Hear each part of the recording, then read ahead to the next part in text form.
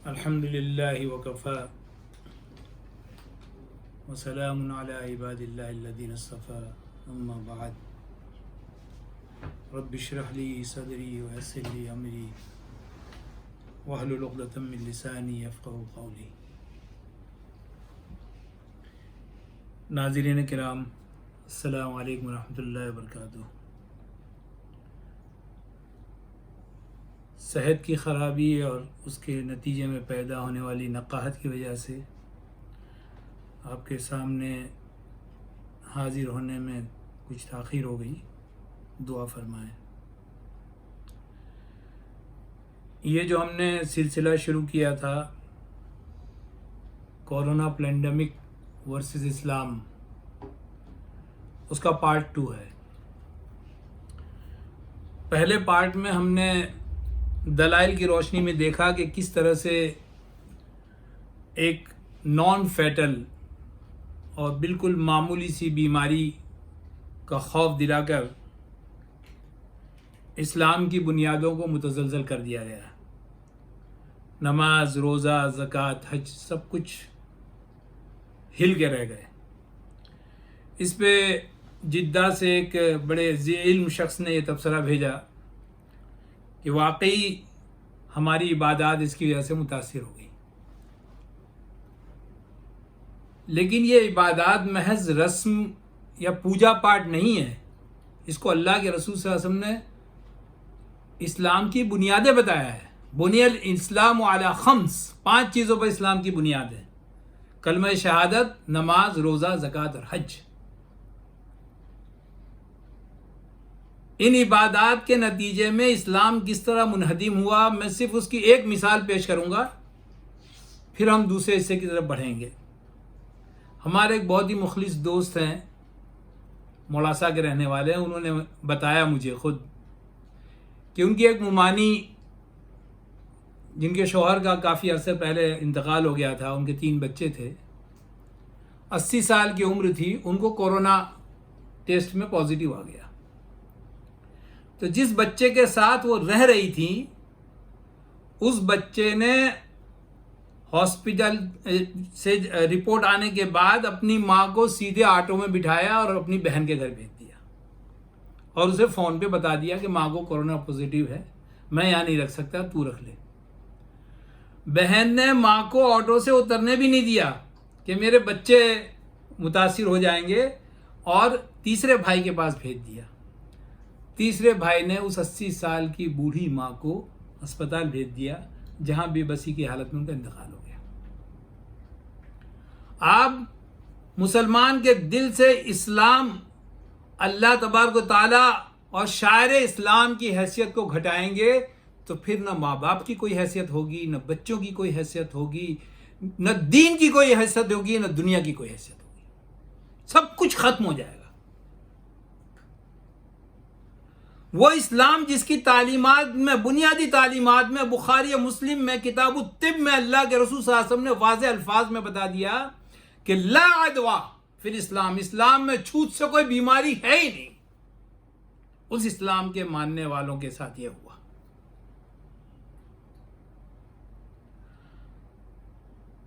मैंने गालिबन पिछली बार भी जिक्र किया था कि हम इस्लाम का जायजा इसलिए ले रहे हैं, इस्लाम पर होने वाले नुकसानात का, कि हम मुसलमान होने की हैसियत से हमारी पहली जिम्मेदारी है कि किसी चीज़ का हमारे दीन पर क्या असर पड़ा उसका सबसे पहले जायजा लें। और दूसरी वजह यह है कि जो लोग इस साजिश को रचने वाले हैं, उनके मुकाबले में अगर फिक्री तौर से, नजरियाती तौर से, जिस्मानी तौर से, फौजी तौर से, सियासी तौर से, समाजी तौर से अगर कोई दीन, तहजीब और मिल्लत खड़ी हो सकती है तो इस्लाम है, मुसलमान है।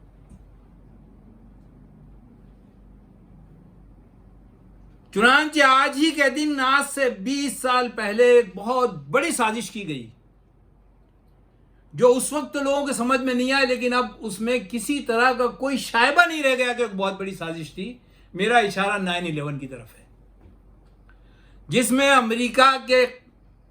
अमेरिका में वाक़े न्यूयॉर्क में एक ट्विन टावर को गिराया गया जिसमें 2,500 से 3,000 लोग मरे, और उस ट्विन टावर के गिरने और उसमें लोगों के मरने की आड़ में पिछले 20 साल में अमेरिका के 4 सुदूर ने मिल्लत इस्लामिया के 1.25 करोड़ नौनिहालों को खाको खून में जो है रंग और रल दिया,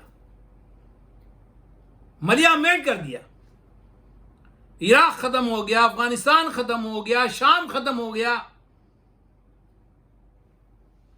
और आसपास के लोगों पर इस जंग का हर्जाना भी अमेरिका ने थोपा।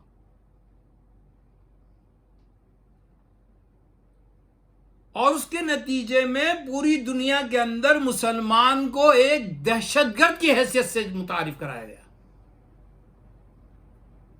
लेकिन यह तस्वीर का सिर्फ एक रुख था। उसका दूसरा रुख यह था कि मुसलमानों की तरफ से दहशतगर्दी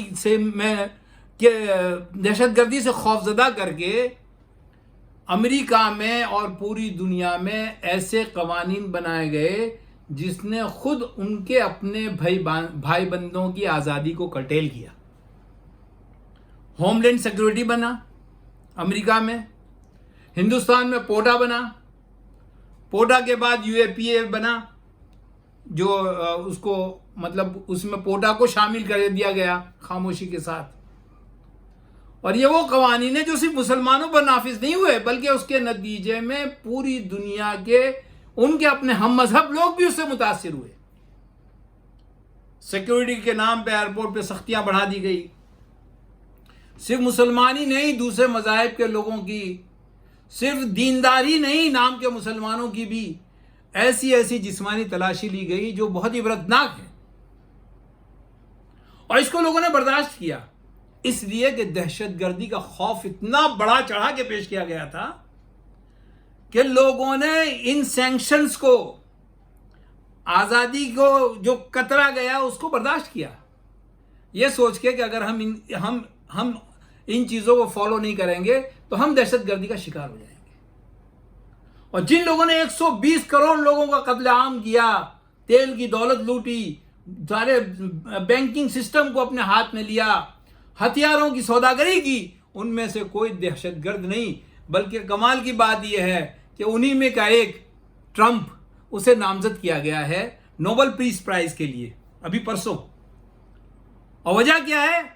वजह यह है कि उसने दुनिया की सबसे बड़ी दहशतगर्द ममलिकत इसराइल के और यूएई के बीच में पीस को ब्रोकर किया है। दहशतगर्द को पुरअमन तौर पर पेश करना, इसके लिए उसको नोबेल इनाम दिया जाने वाला है। उसका नाम पेश किया गया है। यह है वो बैकग्राउंड जिसको समझते हुए हम अब इस कोरोना वायरस, जिसको हम पैंडेमिक कहते हैं, ये वर्ड भी अमेरिका से आया है, और अब तो लोग साफ साफ इसको स्कैंडेमिक कहते हैं। ये स्कैंडल है बहुत बड़ा, जिसके जरिए लोगों को खौफजदा करके उनकी सारी आजादियों को कर्टेल कर दिया गया है।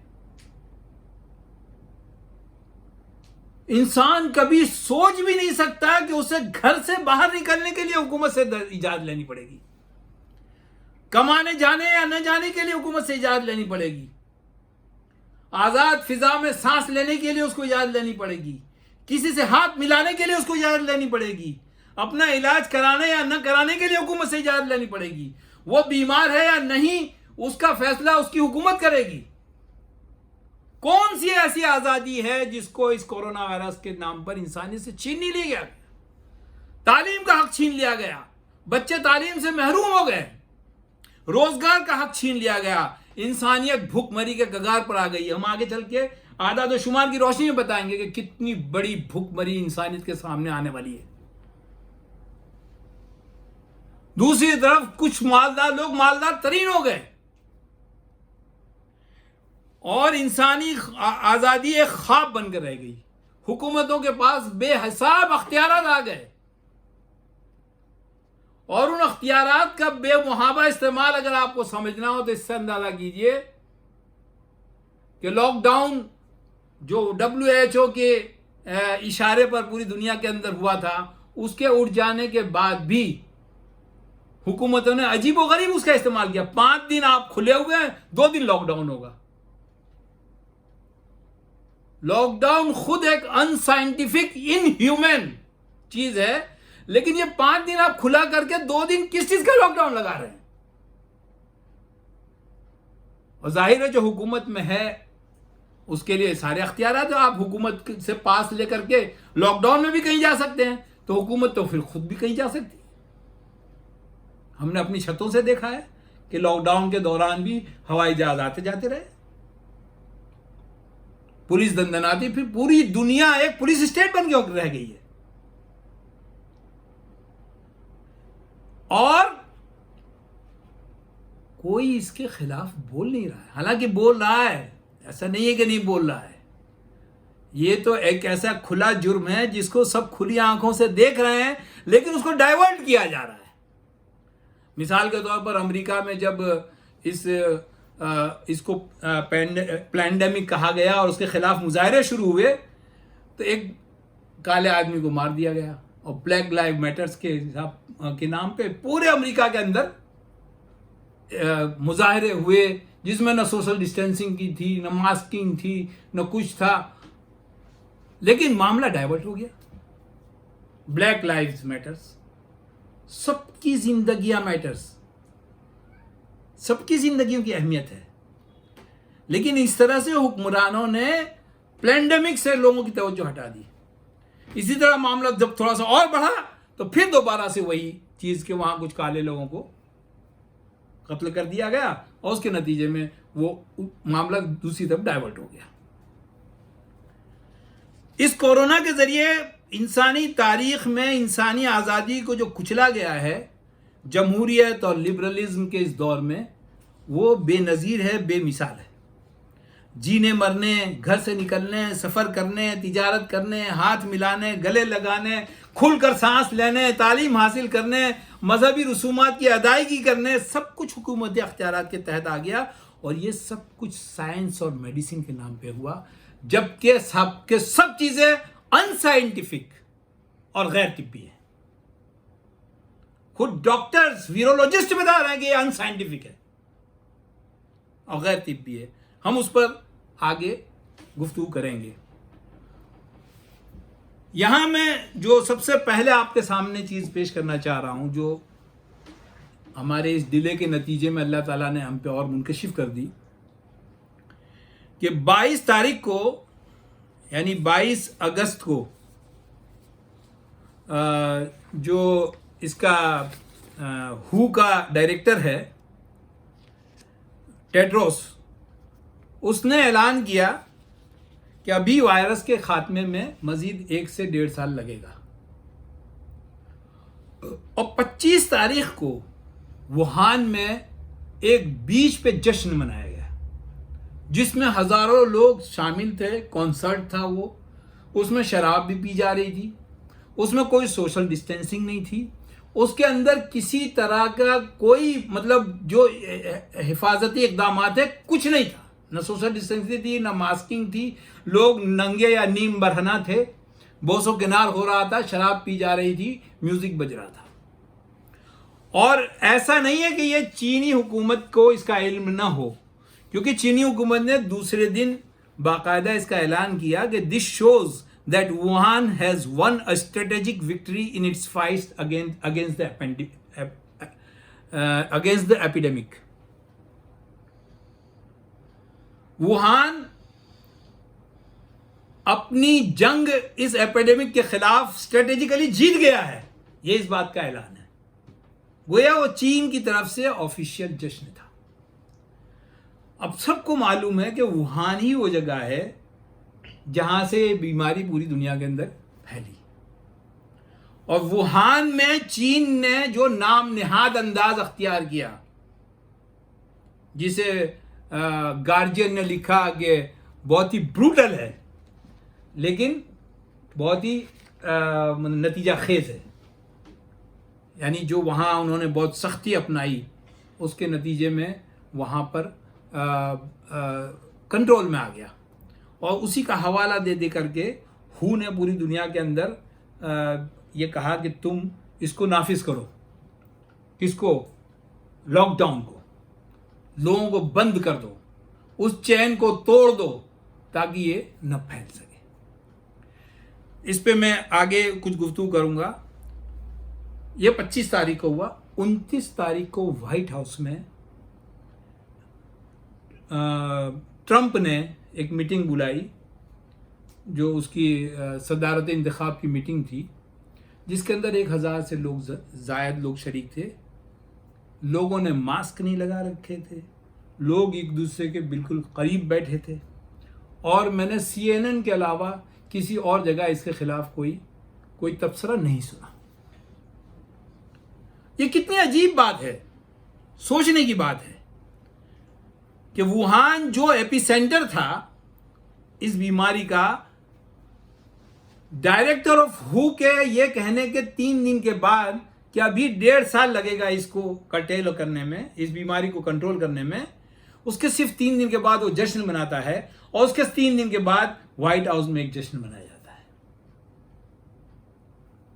जिस बीमारी के खौफ से तहफ़्फ़ुज़ी इक़दामात के तहत दुनिया ने अपना गला घोट दिया, अपने कारोबार तल्फ कर दिए, अपने अजीज़ों को जो है मजहबी रसूमात तक नहीं दे सके, हॉस्पिटल्स में ने लोगों के अरबों अरब रुपए जो है पूरी जिंदगी की कमाई के लूट लिए, उसकी मौजूदगी में जश्न मनाया जा रहा है। यह खुद अपने आप में एक बहुत बड़ा सवाल पैदा करता है कि क्या ये लोगों की मुसीबत से इनको इंडिफरेंस है, कोई मतलब नहीं है? चीन में क्या वाकई कोई बीमारी आई थी या नहीं आई थी? अमेरिका, जहां सबसे ज्यादा लोग इस बीमारी से कहा जाता है कि मरे हैं और मुतासिर हुए हैं, जो नंबर 1 है दुनिया के अंदर इस बीमारी में न्यूमेरिकली, वहां का सदर व्हाइट हाउस के अंदर सारे तहफ़्फ़ुज़ी इक़दामात को एक तरफ रख करके मजाक उड़ा रहा है, मखौल उड़ा रहा है। ये चीज क्या बता रही है? किस चीज की तरफ इशारा कर रही है? इसमें एक बहुत ही अजीब बात यह है कि हू का जो यूरोप का डायरेक्टर है, जब इंग्लैंड में लॉकडाउन को ईज करने की बात शुरू हुई, 2 महीने तक लॉकडाउन के बाद कि अब कुछ आसानियां पैदा की जाए, तो उसने बाकायदा बयान दिया कि जब तक हुकूमत की तरफ से कॉन्टैक्ट ट्रेसिंग, यानी वायरस कहां से आया, मुकम्मल तौर से इत्मीनान बख्श न हो जाए, इंग्लैंड के लॉकडाउन को खोलना मुनासिब नहीं है। ये हू का जो यूरोप का डायरेक्टर है उसका बयान है, और मेरे पास उसकी ओरिजिनल मौजूद है कॉपी। लेकिन उसी हू ने न चाइना पे कोई तबसरा किया, नहीं व्हाइट हाउस के उस मतलब इंसिडेंट पे कोई तबसरा किया, न दुनिया में इसके खिलाफ कोई बड़ा एहतजाज हुआ। एक आध चैनल ने एक आध दिन कुछ झाग वाग उड़ाए चाइना के उसके ऊपर, लेकिन डेप्थ में नहीं गए वो। सवाल ये पैदा होता है कि जो वायरस वहां से फैला चीन से, उसके बारे में कहा जाता है कि वो नवंबर से वहां फैलना शुरू हुआ, और उसके बारे में जो सबसे हतमी राय सामने आई वो ये कि वो वहां की एक लैब से लीक हुआ है। खुद हिंदुस्तान में एक अंधों में काना है नितिन गडकरी, उसने NDTV पे कहा, मैंने खुद सुना कि ये लैब से निकला हुआ वायरस है। बाद में वो उससे मुकर गया, उसकी भी वजह मैं आगे बयान करूंगा। और ये वो लैब है जिसे डॉक्टर फौची, जो अमेरिकी सदर का मेडिकल एडवाइजर है, यानी वजीर सेहत है अमेरिका का, वो उसको जो है सबसे ज्यादा उसकी फंडिंग करता है। ये वो लैब है। नवंबर में वहां बीमारी शुरू होती है, पूरे दिसंबर में बीमारी रहती है। चाइना के ऊपर ये इल्ज़ाम लगता है, खुद अमेरिका लगाता है, ट्रंप ने लगाया, कि उसने जो है इस पेंडेमिक को जो है ठीक से हैंडल नहीं किया, यहां तक के मिड जनवरी में जाकर के चाइना लॉकडाउन लगाता है अपने यहां, 12 जनवरी या ऐसे कोई डेट है। इस 2.5 महीने के अंदर हैरत अंगेज तौर पर, बिल्कुल हैरत अंगेज तौर पर, सिर्फ वुहान के अंदर बीमारी रही।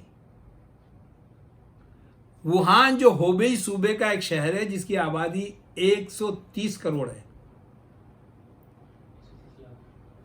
1 करोड़ 30 लाख है, सॉरी 1 करोड़ 30 लाख है जिसकी आबादी, सिर्फ वहां लोग मुतासिर हुए। हालांकि ये कह रहे कि चाइना ने उसको ठीक से हैंडल नहीं किया। न सिंकियांग में ये बीमारी गई, न बीजिंग में ये बीमारी गई।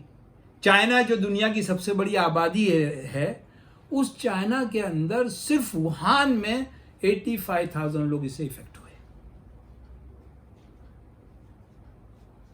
सिर्फ 85,000 लोग। उसमें से चाइना ने 3,500 लोगों को के मरने को डिक्लेयर किया। बाद में अमेरिका ने कुछ एतराज किया और तो उन्होंने अपनी वो तादाद 4,500 कर ली, सिर्फ 4,500। पूरे चाइना में नहीं फैला। उसकी वजह लोग बयान कर रहे हैं, हालांकि वो वजह भी मेरी समझ से परे है कि जब उसने 2.5 महीने के बाद लॉकडाउन किया है तो उस 2.5 महीने के दौरान वुहान से चाइना के अंदर किसी ने सफर ही नहीं किया। और कमाल की बात यह है कि उसी वुहान से जहां से ये बीमारी फैली और चाइना के अंदर कहीं नहीं फैली, उस वुहान से लॉकडाउन के बाद पूरी दुनिया के अंदर 5 लाख लोगों ने सफर किया, 5 लाख लोगों ने। हिंदुस्तान में बाकायदा जंबो जेट भेजा, 2 जंबो जेट मेरे इल्म में है, वहां से बाकायदा लॉकडाउन के बाद और ये जानने के बाद कि ये बीमारी जो है सोशल कांटेक्ट से पैदा होती है, उसके बाद उनको बुलाया। एक जहाज में कम से कम 300 लोग होंगे, तो 600 लोग इस तरह से आए, उनको 15 दिन क्वारंटाइन किया गया। और उसके बाद जनवरी में सबसे पहले मौत हिंदुस्तान में केरला में एक तालिब इल्म की हुई जो चाइना से लौटा था,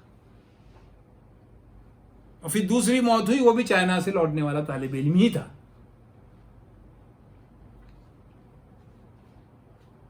उसके बाद उसी दौरान फरवरी में और मार्च में वुहान का और पूरे चाइना का दौरा करके हू के जो डायरेक्टर्स थे वो पहुंचे और उन्होंने दुनिया से कहा कि चीन ने बहुत कामयाबी के साथ इसको कंट्रोल किया है। ठीक उसी जमाने में जब अमेरिका उस पर इल्जाम लगा रहा था, ट्रंप उस पर इल्जाम लगा रहा था कि चीन ने इसको ठीक से जो है हैंडल नहीं किया है और दुनिया से उसको छुपा के रखा है, उस जमाने में हू इनकी तारीफ कर रहा था, ट्रेडोस इनकी तारीफ कर रहा था और लॉकडाउन का मशवरा दे रहा था। चुनांचे पूरी दुनिया में लगभग 8-10 दिन के फासले से पूरी दुनिया के अंदर लॉकडाउन लग गया और बहुत सख्त लॉकडाउन लगा। उसकी तफसील में जाने की जरूरत नहीं, सबको मालूम है कि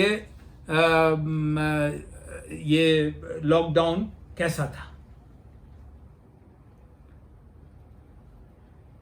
माशी तौर पर दुनिया तबाह हो गई, समाजी तौर पर दुनिया तबाह हो गई, तालीमी तौर पर दुनिया तबाह हो गई, कारोबारी तौर पर दुनिया तबाह हो गई। लेकिन अगर तबाह नहीं हुआ तो वायरस तबाह नहीं हुआ। और मेरे पास रिपोर्ट है जिसमें ये बताया गया है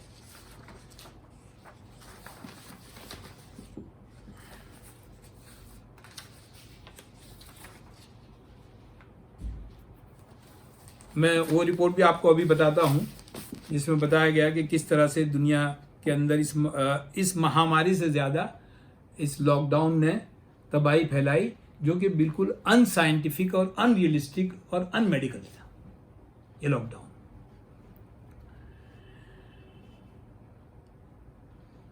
social distancing, lockdown, quarantine, mask, मुर्दों के हुकूक की अदम अदायगी, इस सब एक लफ्ज में इसको पहले कहा गया सोशल डिस्टेंसिंग। चाइना से अभी ये लॉकडाउन नहीं लगा था, चाइना से जो सबसे पहला मैसेज आया सोशल डिस्टेंसिंग का। उसके मुख्तलिफ मज़ाहिर आए। उसमें से एक मज़हर इंग्लैंड का जो प्रिंस है, प्रिंस चार्ल्स, कार से उतरता है, ऐसे मुसाफिर के लिए हाथ बढ़ाता है, फिर अचानक हाथ पीछे खींच लेता है और अपनी टांग जो है सामने वाले के साथ मिलाता है। यानी लॉ सोशल डिस्टेंसिंग, गोया हाथ भी नहीं मिलाना है। मैंने उसी वक्त यह तबसरा किया था कि यह इंसानियत के खिलाफ बहुत बड़ी साजिश है। कुरान तो कहता है वलक़द कर्रमना बनी आदम, हमने बनी आदम को क्यों तकरीम की, उसको इज्जत बख्शी, सारी दुनिया के मुकाबले में उसको बिल्कुल अलग बनाया। लेकिन जो जदीद तहजीब है, जिसको लोग साइंसी तहजीब कहते हैं, जिसे मैं जाहिली तहजीब कहता हूं, उसने इंसान को बताया man is a social animal. इंसान भी जानवर है, लेकिन बस सोशल है। शादी ब्याह के मौके पे मिलता है, एक दूसरे से मिलता है तो ग्रीट करता है, मौत मैयत के मौके पे मिलता है, दावतों में मिलता है, और पार्लियामेंट्स वगैरह में मिलता है, एक सोसाइटी में रहता है। सोशल डिस्टेंसिंग का मतलब, उसके बाद अगर आप थोड़ा सा गौर करें तो समझ में आ जाएगा। आप सोशल एनिमल हैं, आप सोशल एनिमल हैं, आपसे सोशल को डिस्टेंस कर दिया गया, अब क्या रह गया? सिर्फ एनिमल। पहले आपको बताया गया आप भी जानवर हैं, सिर्फ सोशल है। अब इस बीमारी की आड़ में यह बताया गया कि सोशल, अपनी सोसाइटी को, अपनी सोशलिटी को डिस्टेंस कर लीजिए, अब क्या रह गया? एनिमल। इंसानों को जानवर बनाना, इंसानों को हर्ड बनाना, रेवड़ बनाना और उसको हाँकना, जो कुव्वतें ये चाहती हैं उसके पीछे यही लोग हैं। पहले दिन से मैंने कहा था कि ये तो इंसानियत को तबाह करने की साजिश है। हमारे मोहतरम बुजुर्ग अशरफ भाई को मैंने ये मैसेज भेजा था कि अगर मुसाफा नहीं करना है, शादी ब्याह में शरीक नहीं होना है, और मगरिबी तहजीब जो एक खुदा बेजार शैतानी तहजीब है, वो ऑलरेडी तकरीबन सोशली डिस्टेंट है। ना उतनी लंबी चौड़ी वहाँ रिश्तेदारियाँ हैं, ना वो इतने मजहबी हैं, ना वो बस वो पार्टी वगैरह में जहाँ जानवरों की तरह एक दूसरे पी के एक दूसरे पे गिरते पड़ते हैं, उसके अलावा उनकी कोई सोशल लाइफ है ही नहीं। मगर जिनकी सोशल लाइफ थी, बीमारी का खौफ पैदा करके उसमें सेंध लगा दी गई। यहाँ तक कि इस बीमारी के ताल्लुक से किसी तरह के बहस मुबाहिसे या इलाज को पर भी पाबंदी लगा दी गई। ये कितनी अजीब बात है। अगर ये नई बीमारी है, ये नया वायरस है, ये नई चीज है, तो इस बात की पूरी आज़ादी होनी चाहिए कि जो भी इंसान अपने रिसोर्सेस के साथ उसके ताल्लुक से पता कर सकता है वो पता करे। लेकिन उसका मैं आपको सिर्फ दो तीन मिसालें दूंगा। इस पे एक मूवी प्लैंडेमिक बनी है, अमेरिका में बनी है वो, और उसमें जूडी मिकोविट्स एक पीएचडी डॉक्टर है, वीरोलॉजिस्ट, उसने, ये मेरा यासीन पटेल के नाम से सोशल अकाउंट है फेसबुक पर, उस पर मैंने ये वीडियो डाली 28 मिनट की, जिसमें इस वीरोलॉजिस्ट ने बताया है कि कोरोना वायरस जो है ये जानवरों से इंसानों में आता है, और जब जानवरों से इंसानों में कोई वायरस आता है तो वो बहुत ही मुहलिक होता है, लेकिन वो धीरे धीरे उसकी हलाकत खेजी खत्म होती है। चुनांचे जो कोरोना वायरस हजारों साल से 1000 साल पहले इंसानों के अंदर घुस गया था, उसका सबसे पहले पता चला 1960s में, और फिर उसी के नतीजे में सार्स और मर्स जो सांस की बीमारी वाले थे, वही कोरोना वायरस, उसी को SARS-CoV-1 कहते हैं, और इस कोविड-19 को SARS-CoV-2 कहते हैं। उसमें उस साइंटिस्ट ने, जो वीरोलॉजिस्ट है यानी वायरस की स्पेशलिस्ट है, पीएचडी है, जो अमेरिकन गवर्नमेंट में एक रिसर्च के प्रोफेसर के तौर पर थी, लेकिन जब इसने डॉक्टर फौची और बिल गेट्स वगैरह के जरिए वैक्सीन के अंदर किए जाने वाले हलाकत खेज तजर्बों को इसने फाश किया, तो इसको बगैर किसी जुर्म में जेल में डाल दिया गया, उसकी डिग्री कैंसिल कर दी गई, उसको जो है नौकरी से निकाल दिया गया, बिल्कुल बेदर बेघर कर दिया गया उसको। उसका इंटरव्यू इसके अंदर है पैंडेमिक के अंदर। ये मैंने 11 मई को 3:25 पर अपने फेसबुक अकाउंट पे डाला। डालते ही फौरन वो फेसबुक ने उसे हटा दिया 11 मई को 3:25 पे, जिस वक्त मैंने डाला था। और ये आया कि ये फॉल्स इंफॉर्मेशन है। और फॉल्स इंफॉर्मेशन कैसा है उसके लिए आप तफसील देखने के लिए बटन दबाइए। विद इन सेकंड्स इस वीडियो को हटा दिया गया। उसके कम से कम ये बताते कि इसमें ये वाली बात गलत कह रही है, ये वाली बात सही कह रही है। उसका कहना यह था उसमें, जो और बातों के साथ साथ, कि ये जूडी मिकोविट्स का, कि SARS-CoV-1 से SARS-CoV-2 तक पहुंचने के लिए नेचुरली इस वायरस को 800 साल दरकार है। 800 years it should take naturally कोविड-1 से कोविड-2 तक जाने के लिए, कोविड-1 से कोविड-2 तक जाने के लिए। लेकिन ये सिर्फ 10-12 साल के अंदर ही आ गया। ये चीज बता रही है कि ये लैब के अंदर इसके साथ जेनेटिक छेड़छाड़ की गई है। और दुनिया जानती है, 2010 में एक फिल्म बनी है उसके ऊपर, कंटेजियन। और उस कंटेजियन के अंदर जो चीजें हैं उसमें बहुत सारी चीजें इसमें सेम टू सेम है। हम उस पर नहीं जाएंगे। बिल गेट्स ने इसकी भविष्यवाणी की थी, हम उस पर नहीं जाएंगे। लेकिन हम इस बात पे जरूर जाएंगे कि दुनिया के अंदर जितनी भी अब तक महामारियां फैली है, इस महामारी में 8 से 8.5 लाख लोग बता रहे हैं मरे हैं। 1918 में जो महामारी फैली थी उसमें सिर्फ हिंदुस्तान के अंदर 1.25 करोड़ लोग मरे थे।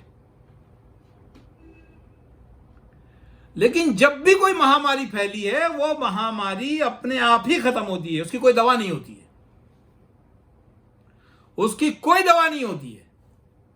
महामारी होती ही वो है जिसका इलाज ना हो सके। उसका एक ही इलाज है जो बताया जाता है, जिसके बारे में खुद WHO की डॉक्टर स्वामीनाथन ने, जब मतलब ये लॉकडाउन खत्म हो गया, उसके बावजूद केसेस बढ़ते गए, लॉकडाउन नाकाम हो गया, उसके बावजूद केसेस बढ़ते गए, तो उसने कहा कि ये उस वक्त कंट्रोल में आएगा जब हर्ड इम्यूनिटी पैदा होगी। हर्ड जानवरों के रेवड़ को कहते हैं, यानी सब जानवरों में जब आम हो जाएगी तो खुद ब खुद एंटीबॉडी पैदा हो जाएगी। ये मेरे हाथ में ये पेपर है, ये यहाँ का हिंदुस्तान का जो मशहूर एक इंद्रप्रस्थ अपोलो हॉस्पिटल है उसकी तरफ से शाया करदा है। इसमें इन्होंने बताया है कि हर्ड इम्यूनिटी क्या है। ये कहते हैं कि हर्ड इम्यूनिटी यानी पूरे ग्रुप के अंदर मुदाफ़अत पैदा हो जाए। ये बीमारी एक शख्स से दूसरे शख्स को पहुंचे और फिर वो दूसरा शख्स जो है उसकी बॉडी एंटीबॉडी पैदा करे उसके खिलाफ, फिर वो बीमार नहीं होगा। ये जब एक बड़ी तादाद में हो जाएगा तो ये बीमारी अपने आप डाई डाउन हो जाएगी। ये जो वैक्सीन कहते हैं, वैक्सीन क्या करती है? वैक्सीन क्या करती है? वैक्सीन भी यही काम करती है। वैक्सीन के जरिए बॉडी के अंदर वही जरासीम जो बीमार करने वाले हैं एक खास अंदाज में बॉडी के अंदर डाले जाते हैं। बॉडी उसके खिलाफ रिएक्ट करती है, एंटीबॉडी पैदा होता है उसके अंदर, और फिर वो आदमी, वो शख्स उस बीमारी से महफूज हो जाता है। इसमें बहुत बड़े बड़े इन्होंने जो है कौभाट किए हैं, लेकिन बहरहाल उसका जिक्र अभी उसके लिए हमारे पास वक्त नहीं है। ये है वैक्सीनेशन और ऑलरेडी इन्फेक्टेड, दो ही तरीके हैं। ये बाज लोग जो है मतलब ज़बान दराजी करते हैं हज़रत मुआज़ इब्न जबल रज़ियल्लाहु ताला अन्हु पे और अमीनुल उम्मत हज़रत अबू उबैदा बिन जर्राह रज़ियल्लाहु ताला अन्हु पे कि मौत की ख्वाहिश कर रहे थे और कोई तदबीर नहीं कर रहे थे, मजहब का नशा चढ़ा हुआ था उनको, नाउज़ुबिल्लाह अज़ीज़। आज तुम्हारी साइंस वो बात कह रही है कि महामारी के आगे इंसान बेबस है। महामारी कहते ही उसका इसका कोई इलाज ही नहीं हो सकता। हर्ड इम्यूनिटी भी एकदम से नहीं पैदा होती है, जो कह रहे 1 साल में 1.5 साल में होगा। वैक्सीन भी एकदम से नहीं पैदा हो सकती। जीका वायरस है, उसकी वैक्सीन अभी तक पैदा नहीं हुई है। इसी तरह एक और बीमारी जिसका नाम अभी मिस कर रहा हूं मैं, वो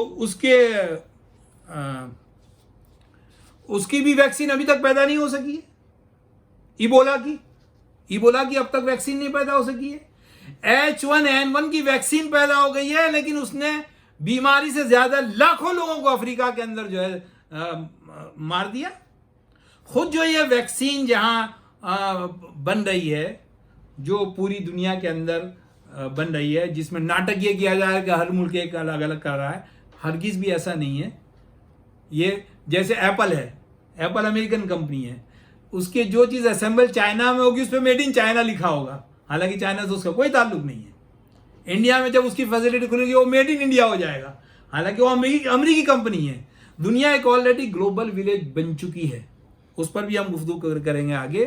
तो हिंदुस्तान में और पूरी दुनिया के अंदर ऑक्सफोर्ड नाम की एक वैक्सीन कोवैक्स के नाम से डेवलप हो रही है।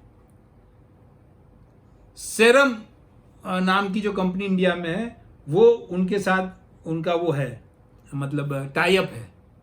उन्होंने उस वैक्सीन का 3rd फेज, ट्रायल का 3rd फेज, फाइनल फेज रोक दिया है। क्यों रोक दिया है? इंग्लैंड में एक शख्स के ऊपर जिससे ये वैक्सीन का मतलब इस्तेमाल किया गया था, उसने बहुत ही अजीब व गरीब सिम्टम्स जाहिर करने शुरू कर दिए। हिंदुस्तान की डॉक्टरों की एक जमात ने बाकायदा गवर्नमेंट से 3 दिन पहले दरखास्त की है कि लोगों को वैक्सीन की झूठी तसल्ली देना बंद करो। वैक्सीन को सालों साल लग जाते हैं। लेकिन यहां जो पॉइंट मैं पेश करना चाह रहा हूं वो ये कि महामारी का इलाज हर्ड इम्यूनिटी है। खुद हू ने ये बात कही है, तो फिर हू ने हर्ड इम्यूनिटी कैसे पैदा होगी? आप किसी बीमार आदमी से हाथ मिलाएंगे, उसके बीमार वायरस आपके हाथ में जाएगा और आपका हाथ फौरन आपके हाथ के अंदर एंटीबॉडीज एक्टिव हो जाएंगे। इसीलिए तो अल्लाह के रसूल सल्लल्लाहु अलैहि वसल्लम ने कहा है कि बीमार की इयादत करो, क्योंकि जब तुम बीमार के पास बैठे हो तो तुम गोया खुदा के पास बैठे हो। और इन्होंने इस वायरस का ऐसा खौफ दिलाया जो कि नॉन फैटल है। 0.01 फैटेलिटी है इसकी, 0.01, यानी फ्रैक्शन ऑफ 1%। अभी एक रिपोर्ट छाई हुई थी हिंदुस्तान के अंदर, जिसमें ये बताया गया था कि 1.89% फैटालिटी हुई है। लेकिन ये कुल केसेस जिनको आपने टेस्ट किया है उससे आप कंपेयर कर रहे हैं जब 1.89% हो रही है। मिसाल के तौर पर आप कह रहे हैं, मतलब खुद ये लोग कह रहे हैं कि 23% लोग इस वायरस से इफेक्टेड हो चुके हैं ऑलरेडी, जबकि इन्होंने अभी तक टेस्टिंग कितनों की है? टिल डेट इन्होंने 5 करोड़ समथिंग लोगों की टेस्टिंग की है। 5 करोड़ कितने परसेंट हुए? 130 करोड़ के 5 करोड़, 1% भी नहीं हुआ। 130 करोड़ के अंदर 5 करोड़ कितने परसेंट हुए? सॉरी 3% हुए। सिर्फ 3% की आप जो है 6 महीने में जांच कर सके हो।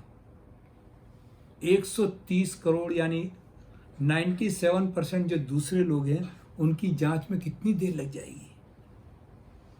ये बिल्कुल नॉन साइंटिफिक चीज है। टेस्टिंग बिल्कुल नॉन साइंटिफिक चीज है।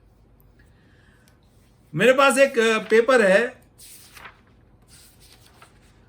ये एक इंडियन ओरिजिन के डॉक्टर जय Bhattacharya is a professor of medicine eight Stanford university USA. इन्होंने जो है जब लॉकडाउन खत्म होने के करीब आया, ये जुलाई का लिखा हुआ पेपर है, उसमें मशवरे मांगे कि हम आगे क्या करें। इन्होंने बहुत तफसीली दिया, मैं सिर्फ चंद चीजें उसकी पढ़ के सुनाता हूं कि एक आम फैली हुई बीमारी जिसकी का साबित शुदा इन्फेक्शन फैटेलिटी जो है वो 0.1% से भी कम हो, जैसे कोविड-19 है, it is unscientific and futile to impose lockdowns in a bid to limit the increase in case counts. Unscientific and futile.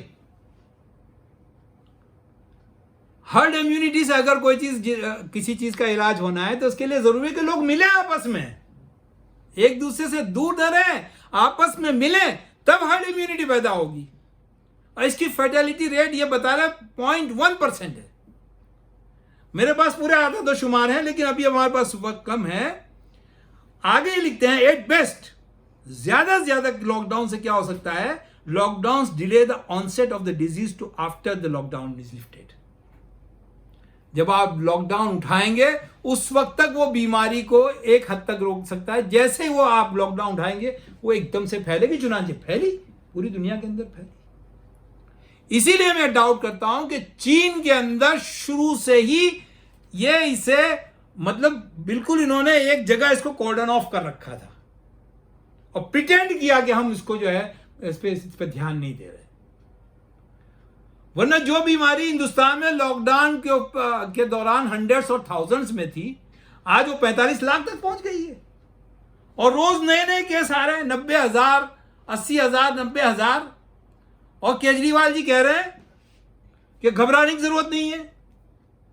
तो तुम खुद डरा रहे हो, फिर क्यों कह रहे हो घबराने की जरूरत नहीं है? तो उसके लिए कहते हैं कि ये अच्छा है, इससे हर्ड इम्यूनिटी पैदा होगी। खुद ये डॉक्टर लिखते हैं, wide spread pandemic is good news, it's a good news. उसके बाद ये बता रहे हैं कि तुम बीमारियों की बात कर रहे हो, 0.1% के जिससे फर्टिलिटी है। हिंदुस्तान के अंदर रोजाना 4,000 लोग, डेली 4,000 लोग हार्ट अटैक से मरते हैं। आप 8 महीने में 80,000 का आंकड़ा पार नहीं कर पाए, यानी महीने में 10,000 लोग जिस बीमारी से नहीं मरे, और उसमें भी सब डाउटफुल है। बहुत सारे केसेस हम जानते हैं कि वो पिछले 6 साल से सांस की बीमारी मुब्तला थे और तुमने उनको मरते हुए कोरोना का वो लगा दिया। और भी बहुत सारी बातें हैं कि किस तरह से तुम जो है लोगों को डरा रहे हो, किस तरह से मिस इन्फॉर्मेशन दे रहे हो, लोगों के अंदर खौफ पैदा कर रहे हो, मेडिकल कम्युनिटी के अंदर खौफ पैदा कर रहे हो, और रिपोर्टेड केस की बुनियाद पर एक फॉल्स तस्वीर बना रहे हो एपिडेमिक की, जो कि greatly under estimating it's true spread. सही माना में जो इसका स्प्रेड है उसको ये रिप्रेजेंट नहीं कर रही है। ये बीमारी हिंदुस्तान में सिर्फ 45 लाख लोगों को नहीं है, मेरे ख्याल से 45 लाख तो दिल्ली में ही इससे अफेक्टेड होंगे। लेकिन सेरो सर्वे कराया है खुद हिंदुस्तान की हुकूमत ने, दिल्ली के अंदर, हरियाणा के अंदर, पंजाब के अंदर, पूना के अंदर, और हैरत अंगेज तौर पर उन सेरो सर्वे में 51% जो है लोगों ने एंटीबायोटिक पैदा कर लिए, और यही उसका इलाज है। आगे ये इसका मजाक उड़ाते हैं, ये जो टेस्टिंग है ना, a heroic level of test and isolate will only further stigmatize the disease as it has already done। तुम टेस्ट कर करके लोगों को इस बात का मौका, जो असिम्प्टोमिक लोग हैं, बुखार नहीं है, खांसी नहीं है, नज़ला नहीं है, लेकिन बेचारा सरकारी मुलाजिम है, उसके नाक में जो है वो डाल दिया और कहा कि तुम कोरोना वायरस पॉजिटिव हो, अब उसको अलग किया जाएगा।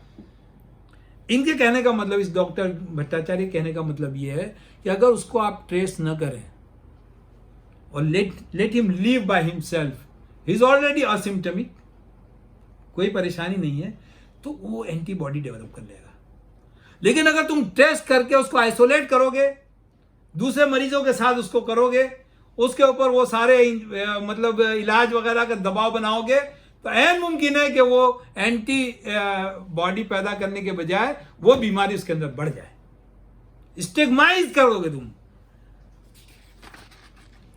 फिर the test and isolate doctrine raises significant human rights issues. आप जबरदस्ती, एक आदमी बिल्कुल सही है, वो नहीं चाह रहा कि उसका टेस्ट हो, आप कह रहे नहीं हम टेस्ट करेंगे। टेस्ट करने के बाद अब एक सवाल जो और डॉक्टर पैदा पूछ रहे हैं कि ये जो टेस्ट किट है ये कहां से आई है? ये भी चाइना से आई है। इससे पहले चाइना की एक टेस्ट किट, जो रैपिड टेस्ट किट थी, जो चंद घंटों के अंदर जिसका टेस्ट आया, उसके बारे में मालूम हो गया था कि ये गलत है। इसके बारे में क्या गारंटी कि ये सही है? एक बात। दूसरी बात ये है कि कोरोना फैमिली में 100 वायरस हैं। इस बात की क्या गारंटी है कि जिस शख्स को आप कोरोना पॉजिटिव बता रहे हैं वो कोविड-19 ही पॉजिटिव है? कोई गारंटी नहीं है इसकी। और कमाल की बात यह है कि असिम्टोमिक और mild patients are forcibly expose to additional viral loads not not only themselves but all around। कई जगह ऐसा है कि एक शख्स बीमार है, घर के सब लोग अच्छे हैं, लेकिन जब वो पॉजिटिव होता है तो घर के लोगों को भी जो आप अलग थलग कर देते हैं। उसके नतीजे में जो नुकसान होगा उसको कौन बेयर करेगा? अमेरिका में तो ये हुआ कि हर सिटीजन को अमेरिकी हुकूमत ने $1200 दिए, $1200 दिए 2 महीने के लिए, और भी बाकी बहुत सारी चीजें दी। हिंदुस्तान में तो वो मोदी जी घर घर जाके मांग रहे हैं, उल्टे देना तो दूर की बात रही। या दिए 500-500 रुपए तो उसके लिए लोग जान दे करके खड़े रहे लाइनों में।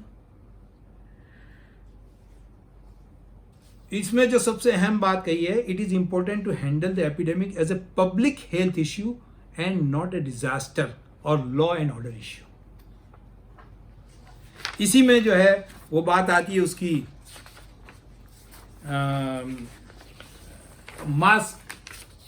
मास्किंग की। मास्क के बारे में मैंने जब सर्च किया, हालांकि ये बात की बात थी लेकिन जिक्र आ गया तो मैं उसको जिक्र कर दे रहा हूं।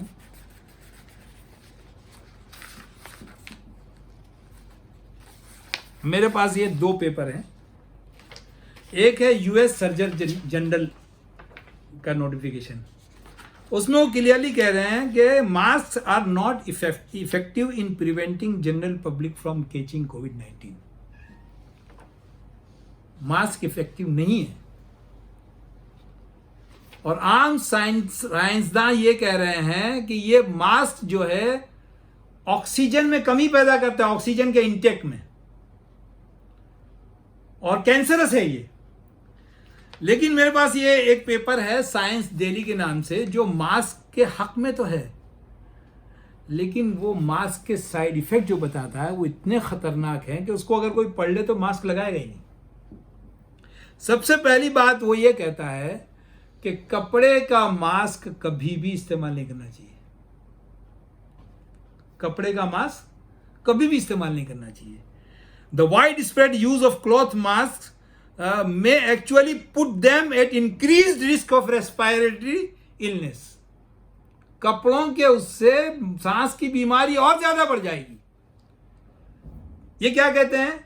ये कहते हैं मेडिकल मास्क यूज करो जो 1 टाइम यूज एंड थ्रो हो, और वो भी 1-2 घंटे के लिए। फिर आगे उसने बताया तकरीबन बहुत लंबे उसमें कि important potential side effects of wearing face mask that we should bear in mind. Analysis है ये कि हमें दिमाग में बात रखनी चाहिए कि फेस मास्क के साइड इफेक्ट क्या होते हैं। वो कहते हैं कि जब हम सांस बाहर करते हैं तो खुली फिजा में वो सांस फिजा में तहलील हो जाती है और फिजा के अंदर खुद ऐसे फिल्टर्स होते हैं जो उसको फिल्टराइज कर देते हैं। लेकिन जब हमने मास्क पहना होता है, जब हम सांस निकालते हैं तो अंदर की गंदी सांस फैल के पूरे चेहरे पे आ जाती है। इसी तरह जब हम इनहेल करते हैं तो जो मास्क के अंदर एक्सहेल करते वक्त जो चीजें रह गई थी, सांस निकालते वक्त जो चीजें रह गई थी, वो दोबारा से आप इनहेल करते हैं। और अगर कोई बीमार है तो मास्क का पहनना उसकी बीमारी को और बढ़ाएगा। बिल्कुल सिंपल सी, कोई रॉकेट साइंस नहीं है इसको समझना हो तो। जैसे किसी को खांसी और नजला है, उसने मास्क लगा रखा है, अब उसको छींक आएगी तो क्या मास्क हटाएगा या रहने देगा? बहुत सिंपल सा, आप सोचिए, आप तसव्वुर कीजिए, आपको खुद खांसी है, आपने मास्क लगा रखा है, तो आप क्या करेंगे? हटा देंगे या रहने देंगे? अगर आप हटा देते हैं तो मास्क का मतलब ही खत्म हो गया। अगर आप रहने देते हैं तो छींक और खांसी के जरिए जो आपके अंदर के गंदे जरासीम बाहर निकले उसको आप दोबारा से वो नमी उसको और पनपा के अंदर भेजेगी। लेकिन ये विडंबना है कि ये पहले इसने कहा जो असिम्प्टोमिक लोग हैं उनको मास्क लगाने की जरूरत नहीं है। जरूरत तो बीमार को भी नहीं है, लेकिन अगर नहीं फिर क्या लगाना चाहिए। अब एकदम से लोगों को इन्होंने मतलब मजबूर कर दिया कि पहनो, मास्क पहन के नहीं निकलोगे तो तुम दंडित किए जाओगे। इंसान आजादी से अपने मन से खुली फिजा में सांस भी नहीं ले सकता। आजादी का इतना बड़ा हनन और कोई आवाज नहीं उठ रही है। ऐसा नहीं कोई आवाज नहीं उठ रही है, लेकिन मीडिया पर और गवर्नमेंट इदारों पर जो इनका कंट्रोल है उसके नतीजे में वो आवाज नक्कार खाने में तूती की आवाज बन जाती है।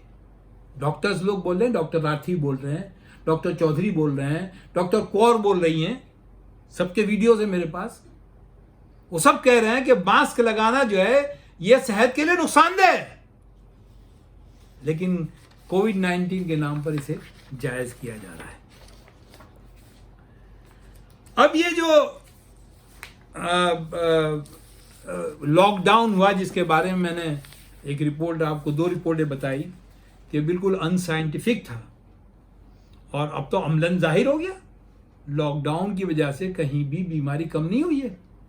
ये जो चैन तोड़ने की बात कर रहे थे, कहीं चैन टूटी नहीं है, बल्कि और मजबूत हो गई है। और खुसूसन हिंदुस्तान के उसमें कि एक अजीब लतीफ़ा है, वहाँ पर बांद्रा में मजदूर ट्रेनों का सुन करके आ गए थे, तो वहाँ किसी ने पूछा कि तुम यहाँ पर इतने सब हो तो तुम्हें डर नहीं है कि बीमारी लग जाएगी? तो क्या जनाब, यहाँ तो खुली फिजा है, हम अपनी खोली जिसमें रहते हैं 50 लोग रहते हैं। लॉकडाउन से पहले 22 लोग काम पे होते थे, 22 लोग बाजार में होते थे, बाकी घर में होते थे। अब लॉकडाउन में हम 50 लोग एक साथ रह रहे हैं, बीमारी ना लगे नहीं हो तो भी लग जाएगी। तो उसके अब इस पे जो है जो इसका जो सबसे बड़ा नुकसान हुआ है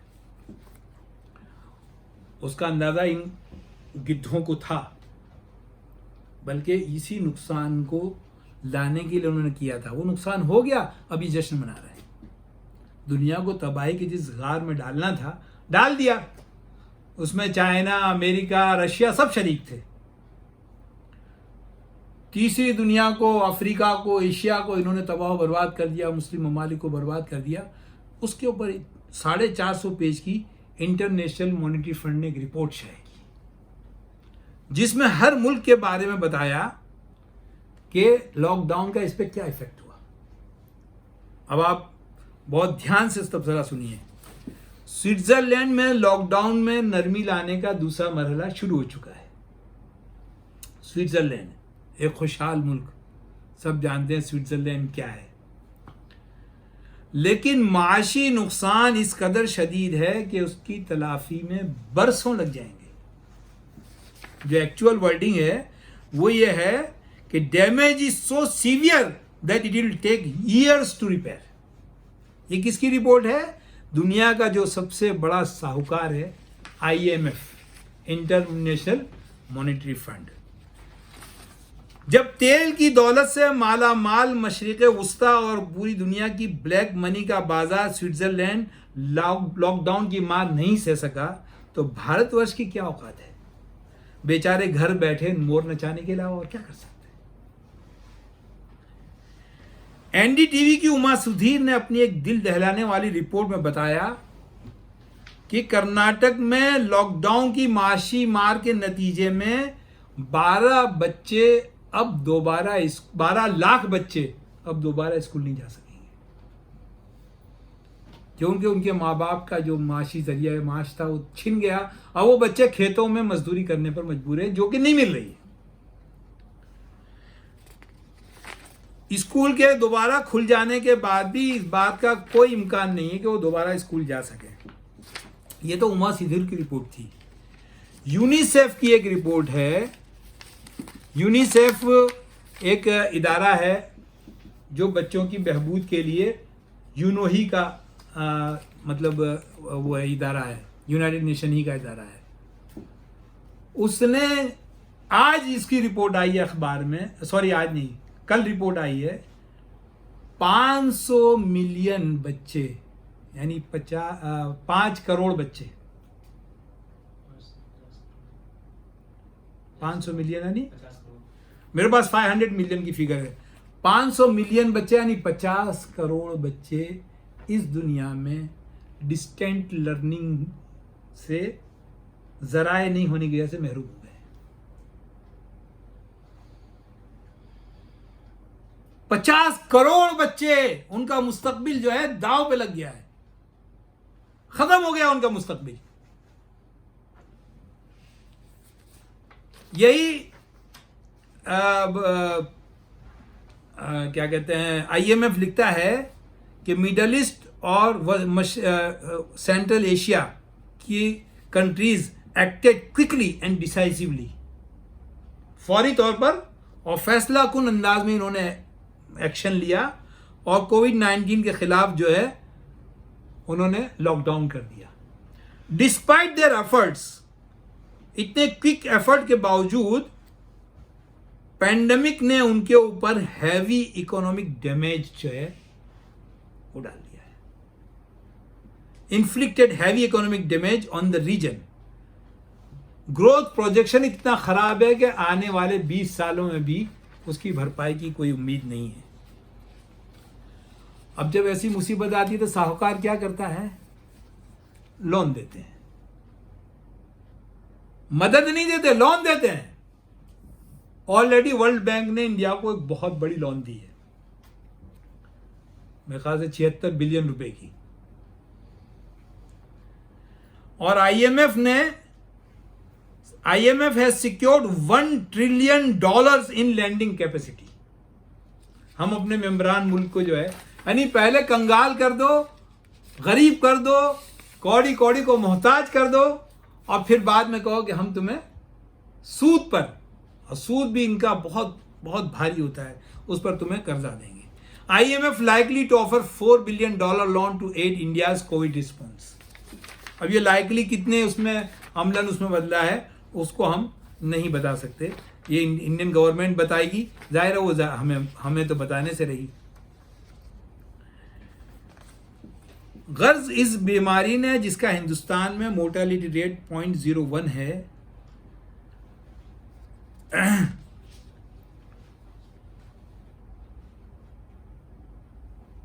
उसमें भी जो तादाद मरने वालों की है, उन 70,000 लोगों की मौत कोविड की वजह से हुई या कोविड के साथ हुई, उसकी कोई सराहत नहीं है। क्योंकि कोविड से मरने वाले के लिए किसी साइंटिफिक प्रूफ या ऑटोप्सी की जरूरत ही नहीं, सिर्फ डॉक्टर का कह देना काफी है। बाकायदा ICMR जो हिंदुस्तान का Indian Council of Medical Research something like, हाँ, Indian Council of Medical Research, उसने साफ कहा है कि कोरोना वायरस की वजह से हॉस्पिटल में जेरे इलाज मरीज की मौत नॉन एमएलसी है, यानी उसमें पोस्टमार्टम की कोई ज़रूरत नहीं है।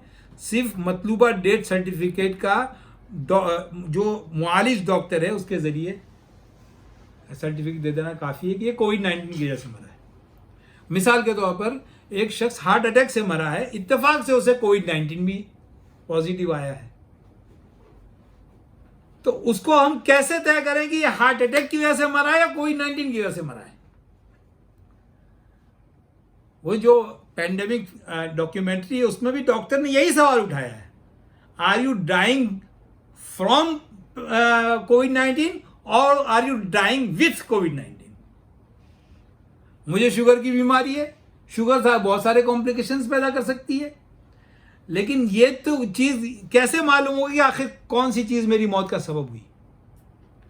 एक्सीडेंट में आदमी एक्सीडेंट से मर जाता है, उसकी भी ऑटोप्सी होती है, लेकिन ये कहते हैं कि कोविड-19 से मरने वाले की ऑटोप्सी नहीं होगी। जर्नल ऑफ क्लिनिकल मेडिसिन ने एक रिपोर्ट तैयार की है, ये ICMR का ऐलान है कि ऑटोप्सी नहीं होगी, और ये जर्नल ऑफ क्लिनिकल मेडिसिन है, उसने हेडिंग ही लगाई है कि नो ऑटोप्सीज ऑन कोविड-19 deaths, a missed opportunity and the lockdown of science.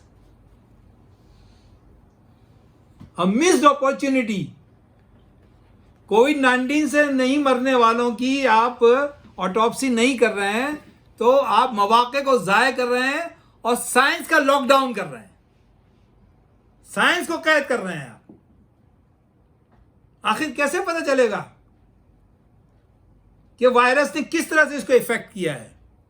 ये पूरी रिपोर्ट है, रिपोर्ट के अंदर बहुत सारी तफसील बताई गई है। उसमें एक जुमला में जरूर पढ़ूंगा कि द लॉस ऑफ पोटेंशियल की information about the real mechanism underlying death due to कोविड-19 infections does not allow a real evaluation of कोविड-19 mortality which could even be overestimated given that the precise cause of death remains elusive। जब असली death की असली वजह ही नहीं मालूम है तो कैसे पता चलेगा कि कोविड-19 से मरा है या कोविड-19 ने इसको किस तरह से मारा है या वो किस तरह से वो उसके ऊपर इफेक्ट करता है?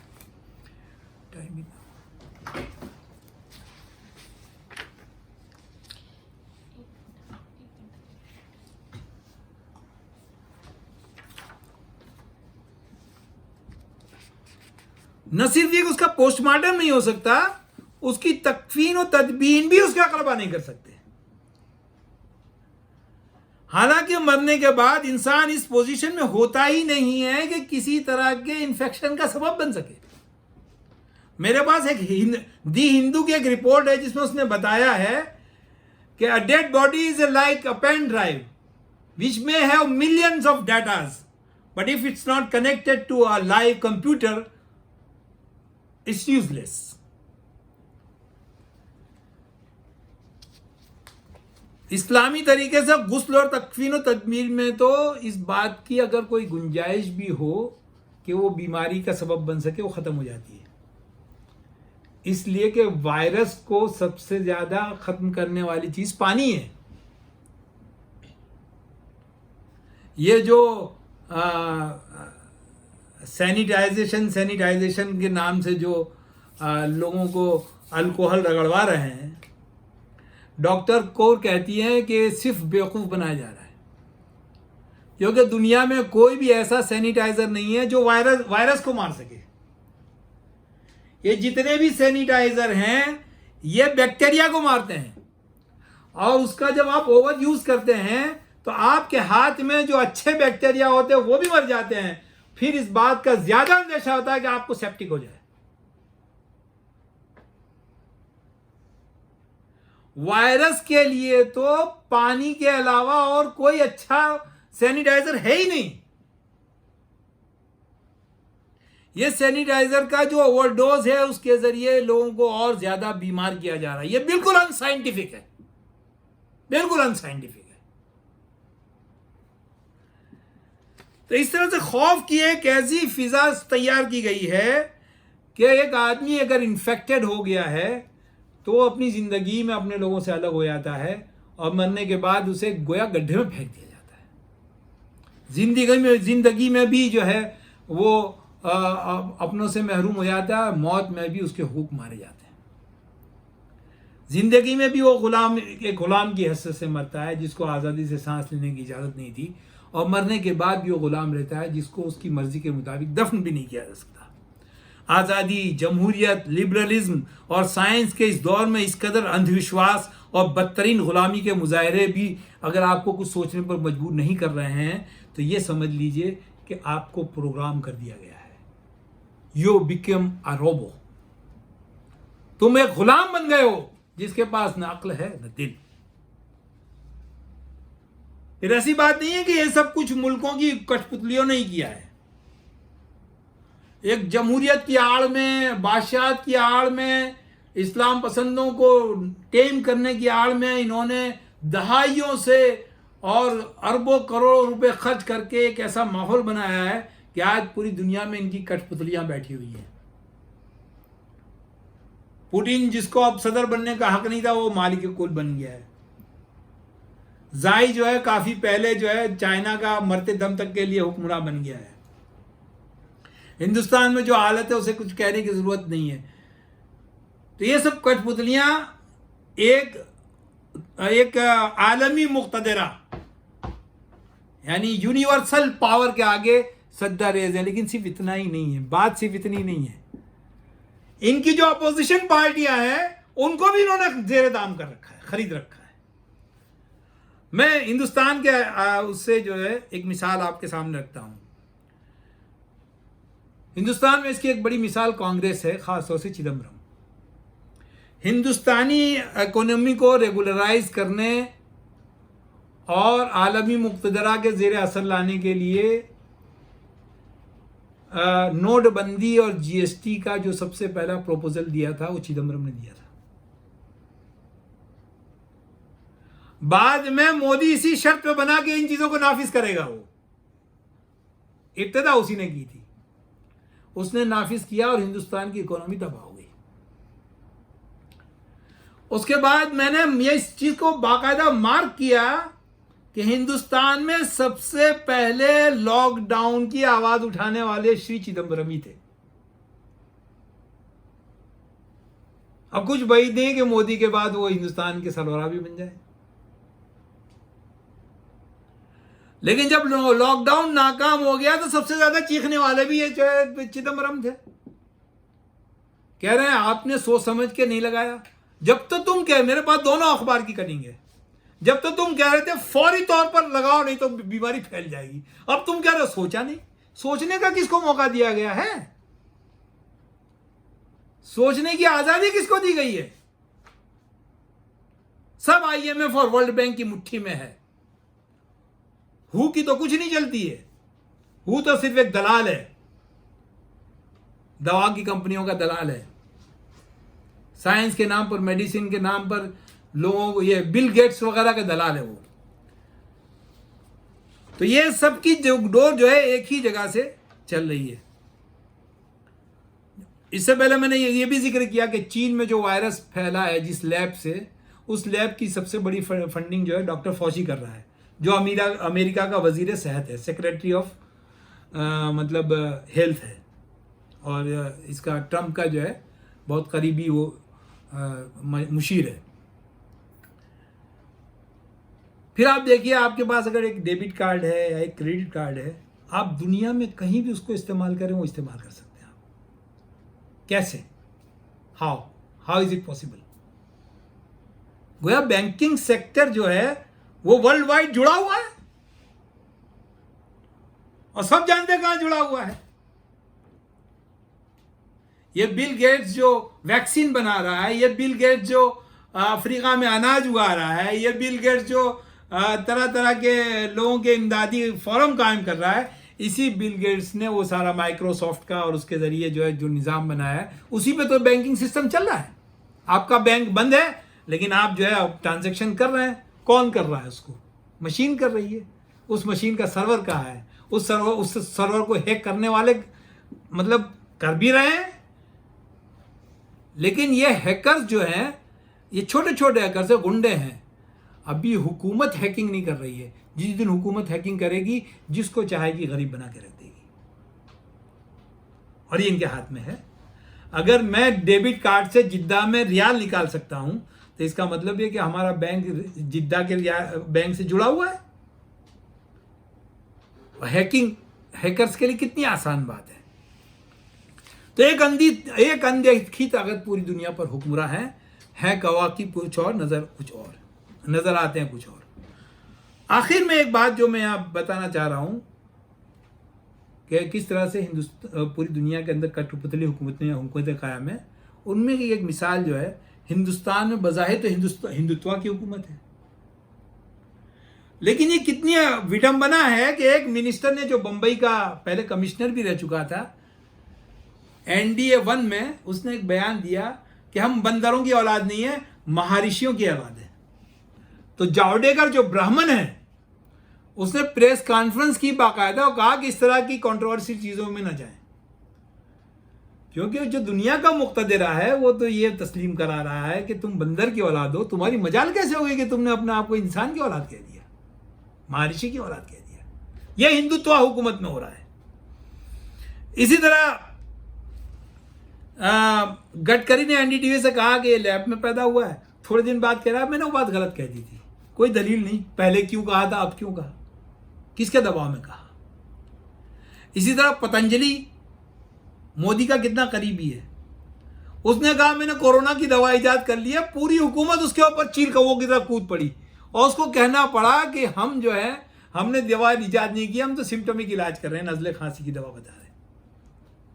ये चीज़ बता रही है कि न कहीं कोई हिंदुत्व की हुकूमत है, न कहीं कोई मदीने की हुकूमत है, न कहीं कोई हरमैन के खादिम है। इस सब के सब एक आला मुक़्तदर के खादिम है। और ये जो कोरोना पेंडेमिक पैदा करके पूरी दुनिया को तंगदस्त, मुफलिस, जाहिल, गरीब, बेमौत मरने के कगार पे पहुंचाया गया है, ये दरअसल दुनिया में पैदा होने और आने वाले दज्जाल की फ्लैक्सिंग ऑफ मसल है। दज्जाल दुनिया में आ चुका है, और उसने जो बरसों से उसके चेलों के जरिए एक आलमी हुकूमत बनाई थी, अब उसके मसल्स को फ्लैक्स कर रहा है, देख रहा है कि इसमें कुव्वत है कि नहीं, और उसने देख लिया बहुत जबरदस्त कुव्वत है। इंशाअल्लाह हम तीसरे पार्ट में हम ये देखेंगे कि वो दज्जाल कौन है, कौन होगा, क्या करेगा, किस तरह की तबाही लाएगा, कितने दिन इस दुनिया में रहेगा, इमाम महदी कौन है, वो कैसे आएंगे, वो कैसे उसका मुकाबला करेंगे। बिलाखिर हज़रत ईसा अलैहिस्सलाम तशरीफ लाएंगे और उसका कत्ल करेंगे, और दुनिया में फिर से आदल कायम होगा जिस तरह की उसके अंदर जुल्म भरा हुआ था। ये हम इसके तीसरे और आखिरी पार्ट में इंशाअल्लाह, अगर अल्लाह ने सेहत से नवाजा और जहन सही से काम करता रहा, तो जल्द ही इंशाअल्लाह तीसरा पार्ट हम सामने पेश करेंगे। बहरहाल हमने पूरी कोशिश की है कि हम कोई भी बात अनऑथेंटिक तौर पर न कहें, और ये बात अब बिल्कुल साबित शुदा है कि कोरोना वायरस या कोविड-19 का शोशा एक सोचे समझे अंदाज में इस बीमारी को पूरी दुनिया के अंदर फैलाया है। ये बीमारी नॉन फैटल है, लेकिन इस बीमारी के खौफ के ज़रिए इन्होंने गोया के लोगों के सरों पर गन रख करके उनकी आज़ादी को छीना है, और दुनिया को ये समझना चाहिए कि अपनी आज़ादी को वापस लेने के लिए उन्हें इन गनों का मुकाबला करना पड़ेगा। अक़ूलु क़ौली हाज़ा वस्तग़फ़िरुल्लाह ली व लकुम अजमईन व आख़िरु दावाना अल्हम्दुलिल्लाहि रब्बिल आलमीन।